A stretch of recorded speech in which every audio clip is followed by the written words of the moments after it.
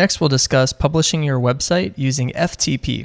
FTP stands for File Transfer Protocol, and in our case, we're going to be using an application that we can download off the internet to FTP upload to our remote server. So the first thing I'm going to have you do is go into your browser. I've opened up Chrome browser here, and I'm going to search for FileZilla, kind of like Godzilla, but with the word file in front. So that's FileZilla. And we're going to click the top result here, which is FileZilla, a free FTP solution. Next, you'll click the big gray button that says Download FileZilla Client. And then you'll select your operating system and click the green download button. Next, I'm going to click to bring this up in my file browser. And you can see on Mac, by default, it's downloaded it here to your downloads folder. And that's going to give you a zip file. So go ahead and double click on the zip file to extract it. And then go ahead and double click on the icon that says FileZilla Installer. And we're going to go ahead and select Open. And here we're just going to agree with the general license. Here you're just going to click the little radio toggle button that says No Thanks, so that it won't change your home page. And then you're going to go ahead and click the Next button. And that should start installing FileZilla Client. And then we'll just select Done after it says the installation was successful. So here it brought up the application for me. I'm going to quit out to show you where this lives on your computer. And we can close out the browser now as well. So on Mac, it should have downloaded it to your Applications folder. And I believe in Windows, it's under C:/Programs. So here on Mac, I'll just click on Applications. And here you can see the FileZilla icon. And I'd like to have this always available. So I'm going to click and drag it and drop it onto my dock at the bottom of the screen. So that way we can just click it here from the dock anytime we'd like to bring it up. Now the first thing you're going to do is go to the icon in the upper left-hand corner that's called the Site Manager. And you're going to go ahead and click that.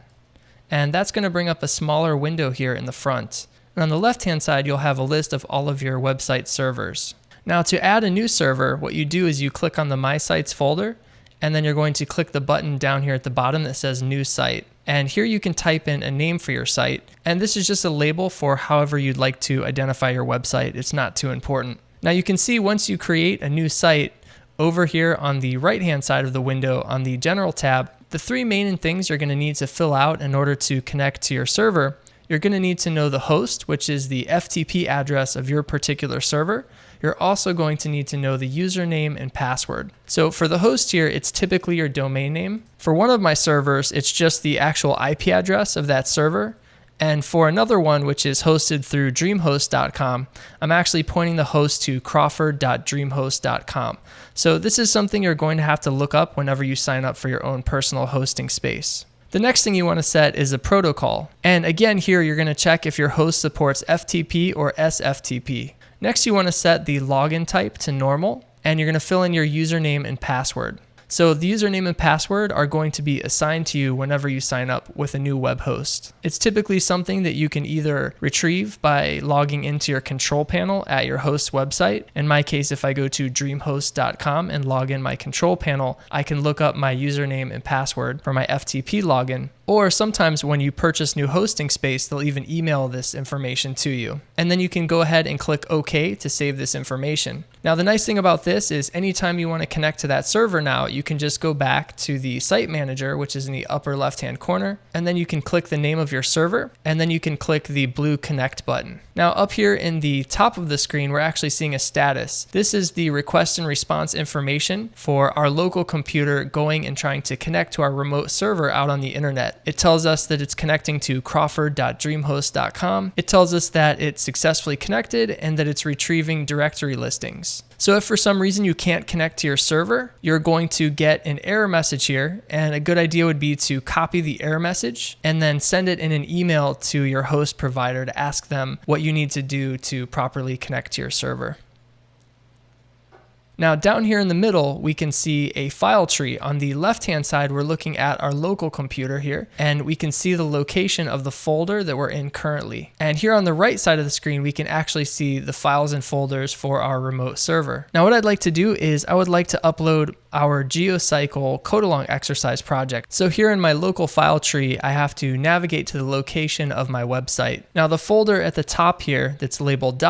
if you double click that, that's going to take you out of the current folder and into the parent folder. So I'm going to go ahead and click that, and now I'm in my user folder / development folder. So this folder here that says CAE 06 desktop down responsive solution is actually the finished code for our code along exercise website. So I'm going to double click the root folder here for my website project, and here I can see the index page, the images folder, the CSS folder, and all of the files here that make up our website. Next, I'd like to go to the file and folder location on my remote server where I'd like to actually upload these files. Now, that's going to be a little bit different for each web host. For example, on one web host, you might go into a folder called public. On another web host, you might simply just drag and drop your website files into the root directory that you see when you connect to the FTP server. Or in my case, on DreamHost, I'm going to find the name of the folder that matches my web domain. So in this case, if I want to upload this to jonathangrover.com, I can double click on that folder. Now at this point, I would drag and drop all of my files over here to my remote server. Now in this unique case, instead of having my website show up at the actual domain name, jonathangrover.com, I think I want to actually have a subfolder where my site will appear at. So here I'm going to right click and an empty space, and I'm going to say create directory, and I'm going to name the directory GeoCycle, and then I'm going to select OK. These files and folders are alphabetized. I should see GeoCycle up here at the top. So I'm going to go ahead and click on that. So on my remote server now, I'm at jonathangrover.com/GeoCycle. And on my local computer, I'm in my development folder / whatever the name of my website project folder is. So now I just like to select all these files. I'm going to go ahead and do Command A on Mac to select all, or you can do Control A on Windows. And then I'm going to click, and holding the mouse button down, I'm going to drag and drop those files here onto the remote server. Now you can see down here in the bottom panel, it's actually showing me the list of files that it's uploading. So here's our file queue, and there's actually 3 tabs here. There's queued files, failed transfers, and successful transfers. And you can see that if any of those files weren't able to copy, they would show up here under failed transfers. Now here under successful transfers, we see all 33 files of our website that were able to be uploaded. Now that I'm done uploading files, we can now disconnect from the server. So I'm going to click this little red X icon up here at the top, and we can even close out FileZilla at that point. Now to test that this worked, I can bring up a web browser. So here we're going to type in the domain name of our server. And again, if I had placed these files in the root directory of my server, then I could go ahead and hit return and my website would show up here. Now in my case, I uniquely wanted to put it in a subfolder, so I have to type the name of the subfolder I placed it in, which in my case is GeoCycle. And there you can see that our website is now appearing online. So now anyone in the world can go and visit my website, and it has full functionality. Now, as you do updates to your website, what you would do is you would bring back up FileZilla. You would go over to the site manager, you would click on the name of your server and click connect. At that point, the only thing you need to do is go into the folder for where you'd like to place your files on the server. In our case, GeoCycle. And now I can just drag and drop the files that I update. So if I had updated, the index page, I only need to drag and drop the index page. Or for example, if I had updated perhaps an image on the index page, don't forget that you have to copy over all of the files that you've updated. So I would have to drag over, in that case, both the index page as well as the images folder. Or for example, if I had only made a change in my CSS, then I only need to drag over the CSS file that I've changed and just make sure that you drop it into the CSS folder there. So it's important that the file and folder structure of your local site completely mirrors the file and folder structure of your remote site. And that's all. Happy publishing.